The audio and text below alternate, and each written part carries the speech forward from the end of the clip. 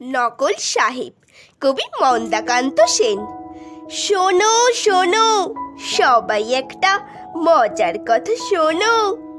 ব্যাপারখানা রহস্যময়, সন্দেহ নেই কোনো।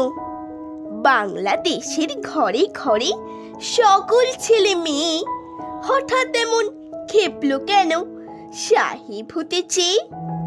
বাঙালি বাপ মায়ের শিশু যখন গেল স্কুলে, অন্য ভাষার চাপে নিজের ভাষাই গেল ভুলে।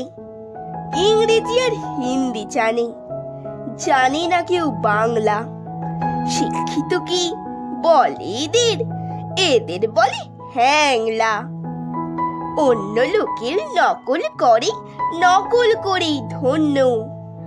আমাদের তো লজ্জা পাওয়া উচিত ওদের জন্য।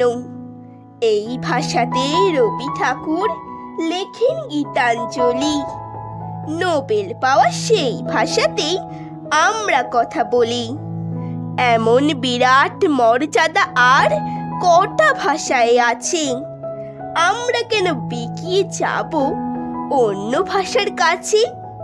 তাই তো বলি, আপত্তি নেই অন্য ভাষা শিখতে। আপত্তি নেই হিন্দি বলায়, ইংরেজিতে লিখতে। কিন্তু যারা নিজের ভাষা বাংলা গেছে ভুলে, তোমরা তাদের কানটি দিও আচ্ছা করে মূলে।